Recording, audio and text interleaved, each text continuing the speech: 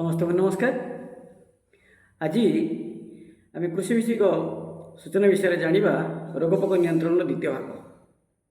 मुझे प्रथम कही रोग और पोक को चिन्हवाई दुईटी बाट अच्छी। रोग जहाँ आखि को देखा जाए ना ताको अनुभव करेंगे सीटा रोग। पोक जोटा आखि की देखा जाए सीटा हूँ पोक। पोक को आम समस्त देखिए जापर यहाँ हूँ पोक जार जीवन अच्छी सी चल प्रचल करुए। लाई पोक हूँ उई हूँ कि आमर साँबुआ हूँ कि प्रजापति हूँ ये सब पोक जातीय ये सब चल प्रचल करती गोटे जगार आ गोटे जगह को जाती। ता विषय आहरी से पोक केते बाहर विभक्त तार कौन कौन तापाई कौन कौन औषध से विषय आम परवर्ती भाग में आलोचना करवा। आज खाली आम ये जानी पोक जोटा चल प्रचल करे जहाँ आम आखि की देखा जाए ସେଇଟା हूँ पोक। बाकी जानले रोग रोग को आम किपर जाना रोग को केवल तार लक्षण देखिकी आम जापर जे गछ को रोग हो। रोग को आम जदि भाग करवा जदि आम देखा सी विशेषकर चारि प्रकार देखा जाए। गोटे हूँ फिंपी जनित रोग, गोटे हूँ बीजाणु बा जीवाणु जनित रोग, गोटे भूताणु जनित रोग आ गोटे कुर्मी जनित रोग। फिंपी बा फंगस, बीजाणु बा बैक्टेरिया जनित, भूताणु भाइरस जनित, कुर्मी नेमाटोडा। यही चारि प्रकार रोग विशेषकर गछ को आमर देखा जाए। जदि आम यही चारि प्रकार रोग को आम चिन्हट करें कौन औषध दबा ताको आम जापर। प्रथम आम आज ये चारिटा प्रकार रोग को आम किपरि भाव में चिन्हट करवा से विषय आम जाना जे आम गछ को कि प्रकार रोग होती। जदि ये चारिटा रोग को आम चिन्हट करदे रोग चिन्हट कर सारापर औषध आनवाटा बहुत सहज हुए। कि ना जदि रोगटा को आम ठीक भाव में चिन्हट करदे जदि आम औषध दुकान में जाकि औषध पाई कहवा सी भी आमको औषध देदेव। प्रथम आम जाना ये रोग को चिन्हट करा कि प्रथम आम कुर्मी रोग विषय कहवा। आगे तलपटर को नौ प्रथम कुर्मी रोग विषय कहवा। जदि आम देखा गोटे गछ को कुर्मी होता गछ धीरे धीरे सुखी जाए। गचर पत्र गुड़ा धीरे धीरे सुखी जाए, गछटा धीरे धीरे मौली जाए। ताले आम जाना जे आपको कुर्मी होता ही पारे। कुर्मी बोली आम निश्चित कहीपर ना कुर्मी होता है पारे बोली कहवा।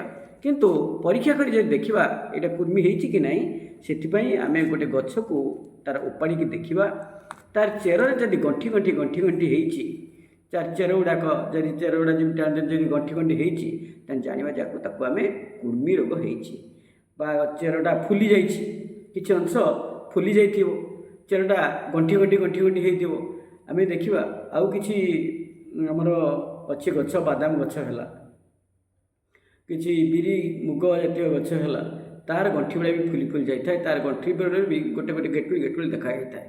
सी किंतु कुर्मी रोग नुहे सी गोटे भिन्न धरण बादाम जो छोट छोट गंठुल होता है तादेह बादाम फलिया आरंभ करे आम जब कह कुर्मी होती नुहे। कि बिरी मुग तार गंठुल गेट गोटे गेटुल छोट छोट होता है सीटा नुहे। ये गोटे भिन्न प्रकार आम आखि को देखा ये छोट छोट गंठुली गंठुली बड़ बड़ गंठी गंठी हो चेरटा फुली जाइए। जो चेरटा एमती सीधा चेरटा टे टोलेला भाया रही फुलिला भाया रही जाना जे गछ को कुर्मी जातीय रोग होती से आम औषध व्यवहार करवा जमीक गछ आ कि क्षति हम नहीं। औषध विषय में परवर्ती भाग में कहि। आज आगे प्रथम आज आम आलोचना करी ये रोगटा को आगे आम चिन्हवा किपर। ये हूँ कुर्मी गल आ बाकी रहा फिंपी जातीय गछ। फिंपी जातीय रोग जदि होती से गछ मौली जाए पत्र धीरे धीरे झाउली पड़े। देखा फिंपी जातीय जदि रोग होती तार पत्र में किसी धला धला धला धला दाग देखा जाए।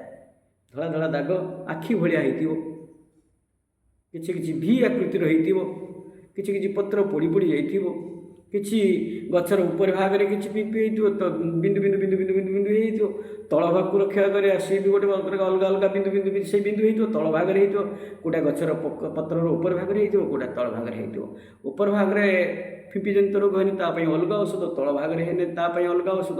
औषध विषय तो मुझे आपको परवर्ती भाग में कहि। आज प्रथम जाना आगे फिंपी जनित रोग कौन ଏସବୁ ରୋଗ ବିଷୟରେ ଆଗେ ଜାଣିବା। ଫିମ୍ପି ହେଉଛି ଏଭଳି ଭାବରେ ହେଇଥାଏ, ତା ପତ୍ର ଧଳା ଧଳା ହେଇଯାଏ, ଯେଉଁ ଆଖି ଭଳିଆ ଟିକେ ଆମର ପାଉଁଶିଆ କଲର ଆଖି ଭଳିଆ, ମଝିରେ ଗୋଟେ ବିନ୍ଦୁ ଏଇଭଳି ଭାବରେ ହେଇଥାଏ, କିମ୍ବା ଭି ଆକୃତିର ବି ଧଳା ଧଳା ହେଇଥାଏ, କିମ୍ବା ବିନ୍ଦୁ ବିନ୍ଦୁ ବିନ୍ଦୁ ବିନ୍ଦୁ ପଡ଼ିଥାଏ। ଏସବୁ ଜାଣିବା ଆମେ ଫିମ୍ପି ଜନିତ ରୋଗ ହେଇଛି, ଯେଉଁଟାକି ଗଛ ତା ଦ୍ୱାରା ଆଫେକ୍ଟେଡ଼ ହେଇଛି, ଆଉ ଗଛଟା ଧୀରେ ଧୀରେ ମଉଳି ଯାଉଛି ଆଉ ମରିଯାଉଛି। କିନ୍ତୁ ଫିମ୍ପି ଜନିତ ରୋଗ ହେଲେ ଗଛଟା ଏକା ଦିନେ ମଉଳିଯିବ ନାହିଁ, ଧୀରେ ଧୀରେ ମଉଳିବାକୁ ଆରମ୍ଭ କରିବ।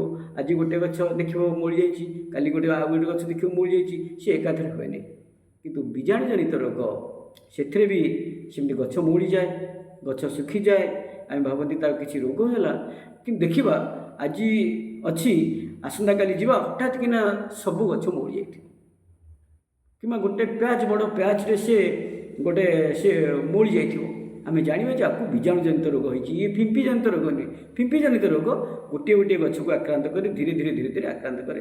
କିନ୍ତୁ ବୀଜାଣୁ ଜନିତ ରୋଗ କି ଏକାଥରେ ଗୋଟେ ଦିନ ହଠାତ୍ କିନା ଆଜି ଦେଖିବା ଭଲ ଅଛି, କାଲିକି ଦେଖିଲା ବେଳକୁ ସେ ମୋଟାମୋଟି ଭାବରେ ସବୁ ଗଛ ମଉଳି ଯାଇଛି। ଆମେ ଜାଣିବା ଯେ ଆକୁ ବୀଜାଣୁ ଜନିତ ରୋଗରେ ଇଏ ହେଉଛି ଶିକାର ହୋଇଛି। ତଥାପି ଆହୁରି ଗୋଟେ ସରଳ ଉପାୟ ମୁଁ କହିଛି, ବୀଜାଣୁ ଜନିତ ରୋଗକୁ ଗଛକୁ ଚିହ୍ନିବା ପାଇଁ ହେଲେ ଗୋଟେ ଗଛକୁ ଆମେ ଉପାଡ଼ି ନେଇ ଗୋଟେ ଗଛରେ ବାଇଗଣ ଗଛରେ ମଉଳି ଯାଇଛି କି ଲଙ୍କା ଗଛରେ ମଉଳି ଯାଇଛି, ସେ ବାଇଗଣ ଗଛରେ ଉପାଡ଼ିକି ନେଇ ଆସନ୍ତୁ। ଉପାଡ଼ିକି ନେଇ ଆସିକି ବାଇଗଣ ଗଛର ଅଧାରୁ ଠିକ୍ କାଟି ଦିଅନ୍ତୁ, ଚେର ଭାଗଟାକୁ ବାହାରେ ପକାଇ ଦିଅନ୍ତୁ। ଗୋଟେ କାଚ ଗ୍ଲାସରେ ଅଧ ଗ୍ଲାସ ପାଣି ଆଣି ଯେଉଁ ଉପର ଭାଗଟା ଅଛି ତାକୁ ସେ ପାଣିରେ କିଛି ସମୟ ବୁଡ଼େଇକି ରଖନ୍ତୁ, 10-15 ମିନିଟ୍ ସମୟ ବୁଡ଼େଇକି ରଖନ୍ତୁ। ଦେଖିବେ ପାଣିର କଲର୍ ଯଦି ବଦଳିଗଲା, ଜାଣିବା ଯେ ଇଏ ବୀଜାଣୁ ଜନିତ ରୋଗରେ ଆକ୍ରାନ୍ତ ହେଇଛି। ଯଦି ପାଣିର କଲର୍ରେ କୌଣସି ପରିବର୍ତ୍ତନ ନ ହୋଇ ଅପରିବର୍ତ୍ତିତ ରହିଲା, ଜାଣିବା ଯେ ଇଏ ବୀଜାଣୁ ଜନିତ ରୋଗ ନୁହେଁ, ଆମ ଚିହ୍ନିବାରେ ହୁଏତ କିଛିଟା ତ୍ରୁଟି ହୋଇଯାଇଛି। ତେଣୁକରି ବୀଜାଣୁ ଜନିତ ରୋଗକୁ ଆମେ ଜାଣିବା ପାଇଁ ବହୁତ ସହଜ ଉପାୟ କହିଲି। ଆଉ ବାକି ରହିଲା ଭୂତାଣୁ ଜନିତ ରୋଗ। ଭୂତାଣୁ ଜନିତ ରୋଗ ଆକୁ ଚିହ୍ନଟ କରିବା ବହୁତ କଷ୍ଟ ହୋଇଯାଏ।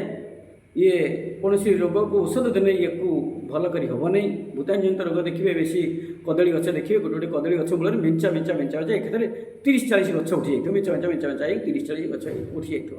ଜାଣିବେ ଯେ ଏ ଗଛଟି ଭୂତାଣୁ ଜନିତ ରୋଗରେ ଆକ୍ରାନ୍ତ ହେଇଛି। ତେଣୁକରି এই ଭୂତାଣୁ ଜନିତ ରୋଗର ଆକ୍ରାନ୍ତ ପାଇଁ ଗୋଟିଏ ହେଉଛି ମୁଖ୍ୟ ଭାବରେ ଦାୟୀ, ଯେଉଁଟାକୁ ଆମେ লাই ପୋକ କହୁଛନ୍ତି ବା ଯେଉଁ ପୋକ କହୁଛନ୍ତି। ଇଏ ହେଉଛି ତାର ବାହକ। ଇଏ ଗୋଟିଏ ଗଛରୁ ନେଇକି ଆଉ ଗୋଟିଏ ଗଛରେ ପହଞ୍ଚାଇବା ଏହାର ହେଉଛି କାମ। ଇଏ ବହୁତ ଶୀଘ୍ର ଏ ଗଛରୁ ସେ ଗଛ ବ୍ୟାପିଯାଏ। ବ୍ୟାପି ସାରିଲା ପରେ ଏହା ପାଇଁ କୌଣସି ଔଷଧ ବ୍ୟବସ୍ଥା ନାହିଁ। ଏହି ଭୂତାଣୁ ଜନିତ ରୋଗକୁ ନିୟନ୍ତ୍ରଣ କରିବା ପାଇଁ ହେଲେ କେବଳ ପ୍ରିଭେଣ୍ଟିଂ ମେଜର ଦରକାର, ବା ରୋଗର କାରଣଟାକୁ ଆମେ ଜାଣିଲେ। ମୁଁ ତୁମକୁ କହିଥିଲି ଭୂତାଣୁ ଜନିତ ରୋଗ କେବଳ লাই ପୋକ ଦ୍ୱାରା ବା ଯେଉଁ ପୋକ ଦ୍ୱାରା ହିଁ ଆକ୍ରାନ୍ତ ହୋଇଥାଏ। ଯଦି ଆମେ ଯେଉଁ ପୋକକୁ ନିୟନ୍ତ୍ରଣ କରିପାରିବା, ତାହେଲେ ସେଇଠି ହିଁ ସେହି ରୋଗ ବ୍ୟାପିବା ବନ୍ଦ ହୋଇଯାଏ। ତେଣୁ ଆମେ ଏଇ ଯେଉଁ 4ଟି ରୋଗ ବିଷୟରେ ମୁଁ ଆପଣମାନଙ୍କ ସହିତ ଆଜି ଆଲୋଚନା କଲି, ଯେଉଁଟାକି ହେଉଛି ଫିମ୍ପି ଜନିତ ରୋଗ, ବୀଜାଣୁ ଜନିତ ରୋଗ, ଭୂତାଣୁ ଜନିତ ରୋଗ ଏବଂ କୁର୍ମି ଜନିତ ରୋଗ। ପ୍ରତ୍ୟେକ ଗଛକୁ ଏଇ 4ଟି ରୋଗ ହିଁ ଆକ୍ରାନ୍ତ କରିଥାଏ। ଆଉ ଯଦି ପୋକ ବିଷୟରେ ମୁଁ କହିଛି, ପୋକ ବିଷୟରେ ଆହୁରି ପୁଙ୍ଖାନୁପୁଙ୍ଖ ଏହାର ପରବର୍ତ୍ତୀ ଭାଗରେ କହିବି। ଆଜି ପାଇଁ ଏତିକି।